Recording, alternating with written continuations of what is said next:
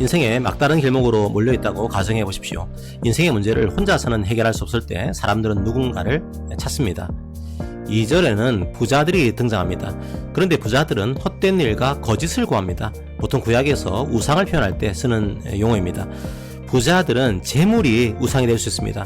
자기들의 구원자를 돈이라고 생각하는 거죠.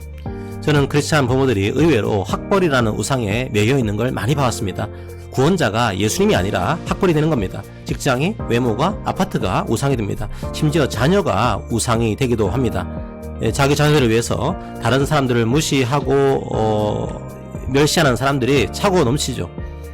그런데 3절에는 다른 사람들이 등장합니다. 바로 경건한 자입니다. 이 경건한 사람을 설명할 때 어떤 히브리어를 사용했는지 아십니까? 바로 하시드입니다. 어원이 같은 말이 하나 있습니다. 뭘까요? 바로 헤세드입니다. 하나님의 사랑입니다. 경건이란 무엇입니까?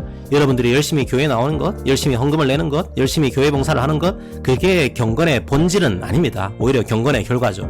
그렇다면 경건한 사람은 어떤 사람입니까? 바로 하나님이 택한 사람입니다. 그래서 하나님의 헤세드를 경험한 사람입니다. 죄악투성이의 인생에게 찾아오신 사랑의 하나님을 경험한 사람입니다. 하나님의 헤세드를 경험한 자들이 일상에서, 가정에서, 학교에서, 직장에서, 여러분의 모든 삶의 현장에서 하시드의 삶을 살아가는 겁니다. 경건을 오해하지 마십시오. 경건의 기본은 하나님의 사랑입니다. 자기 행위가 아닙니다. 이 시인이 하나님을 어떻게 부르고 있습니까? 내 의의 하나님. 성도 여러분, 의가 무엇입니까? 바로 올바른 관계를 말합니다. 사람과 사람 사이에서의 공의는 어떻게 이해할까요? 이웃과 바른 관계를 맺는 겁니다. 이웃에게 악을 행하지 않는 겁니다. 한마디로 이웃을 공감하는 겁니다. 내 이웃을 내 몸처럼 사랑하는 겁니다. 하나님께서 우리의 공의가 되셨다는 것은 뭘 의미합니까? 우리의 죄와 죄로 인한 고통을 보셨다는 겁니다. 그걸 불쌍히 여기시는 것이 바로 하나님의 공의입니다. 그래서 하나님께서 그 사람을 구원하시고 생명을 주시는 것, 바로 그게 하나님의 의입니다. 그 공의가 확증된 것, 바로 그게 예수님의 십자가입니다. 성도 여러분, 인생의 막다른 골목에 놓여 있을 때 우리의 관계를 돌아봐야 합니다. 이방 종교 풍습에 죽은 바알을 위해 통곡하는 예식이 있었습니다. 왜 그런 종교의식을 하고 있는 겁니까? 신에게 정성을 다하면 신이 자기 자신이 원하는 것을 줄 거라고 믿기 때문입니다. 우상 숭배의 본질은 사실상 자기 숭배입니다. 자기를 위해서 신을 이용하고 있는 거죠.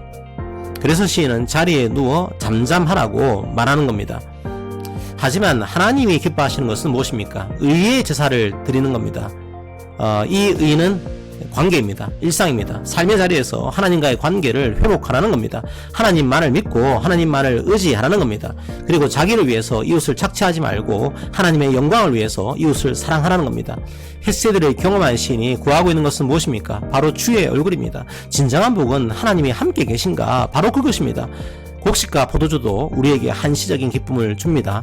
하지만 그 곡식과 포도주를 만드신 하나님께서는 얼마나 더 큰 기쁨을 주시겠습니까?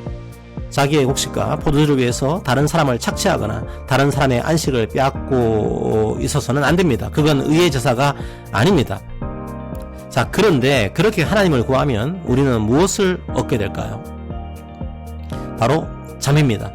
헤세드의 하나님께서 우리에게 주시는 것은 잠입니다. 평안입니다. 안식입니다.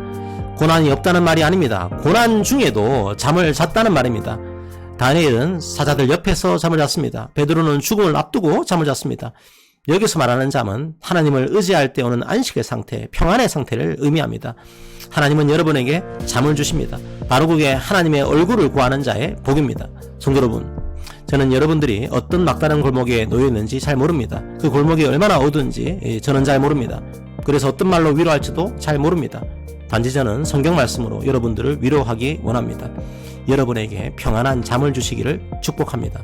오직 하나님만을 의지하는 그 믿음을 주시기를 축복합니다. 그리고 그 믿음이 이웃을 배려하는 모습으로 나타나기를 축복합니다. 바로 그게 예수님의 삶이었고 사도들의 삶이었습니다. 바로 그게 우리 신앙의 선배들의 삶이었습니다. 그런 삶을 구합시다. 그때 헤세드의 하나님께서 여러분을 선택하시고 여러분에게 사랑을 보여주신 그 하나님께서 여러분에게 참된 안식을 허락하실 것입니다.